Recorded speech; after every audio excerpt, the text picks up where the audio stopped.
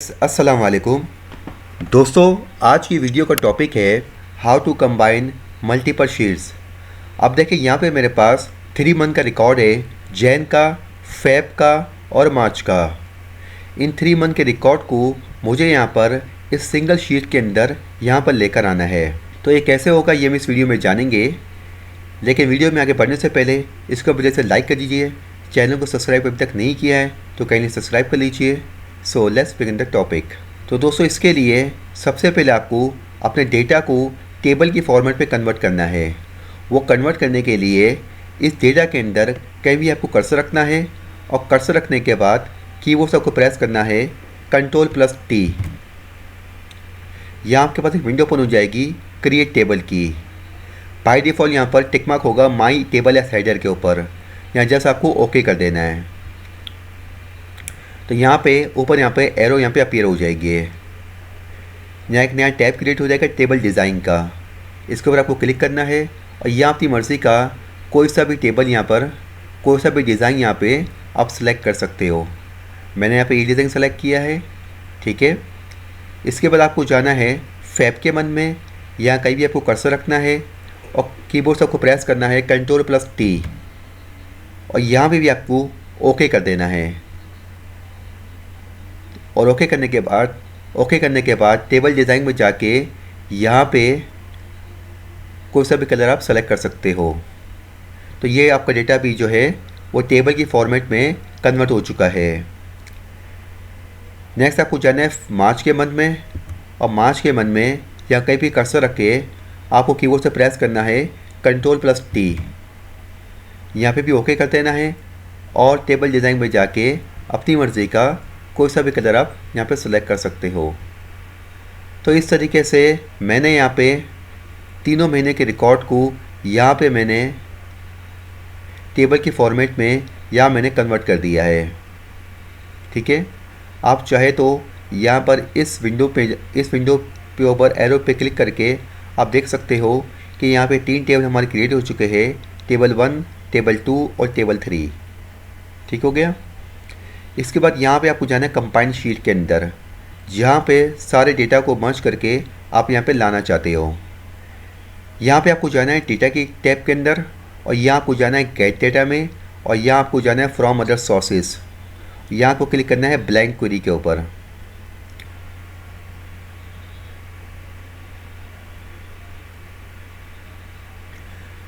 यहाँ पे आपके पास पावर क्वेरी की विंडो ओपन हो चुकी है। यहाँ पे बाय डिफ़ॉल्ट से नाम दिया है क्वेरी 1 का। आप अपनी मर्ज़ी का कोई सा भी नाम यहाँ पे देख सकते हो। मैं यहाँ पर देता हूँ कंबाइन, ठीक है। इसके बाद यहाँ पे फार्मूला टैब के अंदर यहाँ आपको टाइप करना है excel.current और यहाँ पे ब्रैकेट ओपन करना है, ब्रैकेट क्लोज करना है, ठीक है।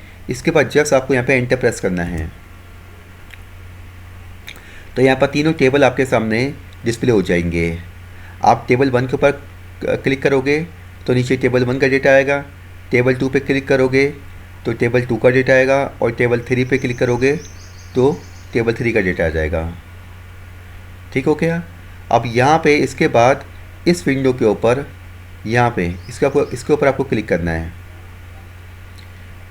तो आपकी जितनी भी फील्ड है ना वो आपको यहाँ पे शो हो जाएगी। आपको जस्ट करना ये है कि use original column name as prefix, इसको आपको अनटिक कर देना है। इसके बाद आपको करना है ओके। तो आपके 3 मंथ का जो डेटा है वो यहाँ पे कंबाइन होके यहाँ आपके सामने आ चुका है। डेट का, ऑर्डर आईडी का, कैटेगरी का, प्रोडक्ट, क्वांटिटी सारे यहाँ पे आ चुके हैं। अब यहाँ पे एक एक्स्ट्रा यहाँ पे कॉलम ऐड किया है पावर क्वेरी ने ऑटो, जो कि है टेबल के नाम से। अब इसको यहाँ पे हम रहने देते हैं, इसको हम आगे जाके फिक्स कर देंगे। अब यहाँ पे डेट के कॉलम के अंदर आप देख सकते हो कि यहाँ पे डेट भी शो हो रही है और टाइम भी शो हो रहा है।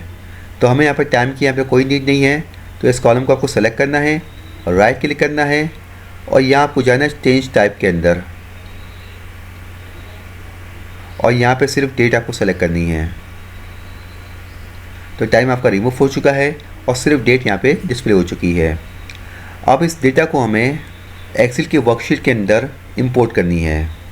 इंपोर्ट करने के लिए यहाँ आपको जाना है होम टैब के अंदर, यहाँ आपको जाना है क्लोज एंड लोड पे, और यहाँ आपको क्लिक करना है क्लोज एंड लोड टू के ऊपर। यहाँ आपके सामने एक विंडो ओपन हो जाएगी इंपोर्ट डेटा की।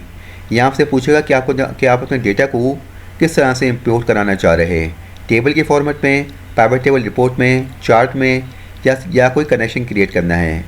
तो हमें यहाँ पे टेबल के फॉर्मेट में करना है, तो बाय डिफ़ॉल्ट यहाँ पर टेबल ही सेलेक्ट है। एग्जिस्टिंग वर्कशीट करना है या न्यू वर्कशीट, हमें यहाँ पर एग्जिस्टिंग वर्कशीट में करना है। तो यहाँ मैंने किया एग्जिस्टिंग वर्कशीट के अंदर, और यहाँ पे सेल सेलेक्ट किया A1 का। इसके बाद हमने कर दिया ओके।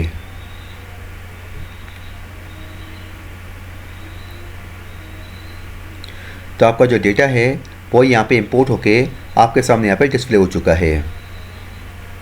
अब यहाँ पे आप देख सकते हो कि हमारे 3 मंथ के डेटा के अंदर हर शीट के अंदर जो रिकॉर्ड है ना, वो यहाँ पे है 18। फेब में भी 18 का रिकॉर्ड है, मार्च में भी 18 का रिकॉर्ड है, यानी कि टोटल हमारे पास रिकॉर्ड है 54। और यहाँ पे ये शो कर रहा है 55 रोज़, क्योंकि यहाँ पे एक ऑटो यहाँ पर एक कॉलम क्रिएट किया है पावर क्वेरी ने अपनी तरफ से, तो ये इसको भी कैलकुलेट करके 55 यहाँ पे बता रहा है। अब यहाँ पे एक प्रॉब्लम ये है कि यहाँ पे इस रिफ़्रेश के बटन के ऊपर जब मैं क्लिक करता हूँ ना, तो देखिए यहाँ पे शो कर रहा है 109, यानी कि ये कर ये रहा है कि 3 मंथ के डेटा को ये कंबाइन कर रहा है कंबाइन के डेटा के साथ, जो कि गलत है। हम ये चाहते हैं कि जब हम रिफ़्रेश करें तो जो डेटा हमने ऐड किया है ना, सिर्फ वही कंबाइन शीट में ऐड हो, कंबाइन का जो डेटा है वो यहाँ पर वो इसके अंदर ऐड ना हो। अब देखिए फिर से अगर मैं रिफ़्रेश करता हूँ तो अगेन उसने क्या किया है कि 3 मंथ के डेटा को फिर से यहाँ पे कंबाइन के शीट के अंदर जो डेटा है उसको उसने अंदर कंबाइन कर दिया लेकर, ठीक है ना। उसका सॉल्यूशन ये है कि आपको यहाँ पे इस कंबाइन के अंदर डबल क्लिक करना है,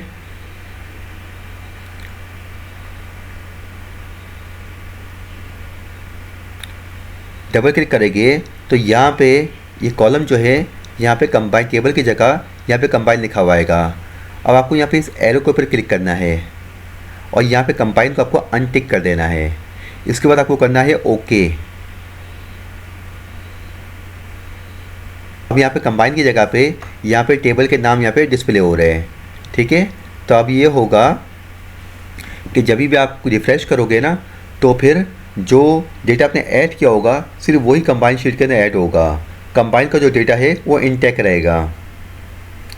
अब हमें इस कॉलम की यहाँ पे कोई ज़रूरत नहीं है, तो यहाँ पे आपको करना ये है कि इस कॉलम को आपको रिमूव करना है। तो रिमूव करने के लिए यहाँ पे आपको इस एरो पे क्लिक करना है।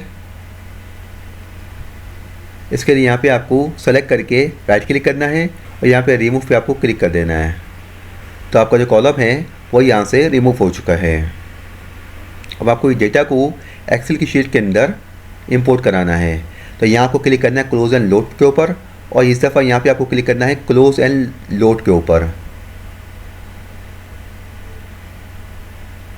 ठीक है।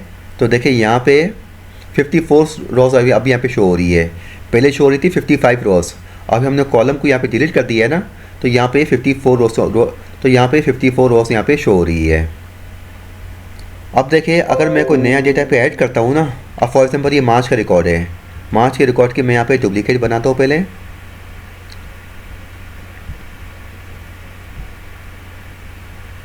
और यहाँ पे डेट को यहाँ पर मैं चेंज करता हूँ।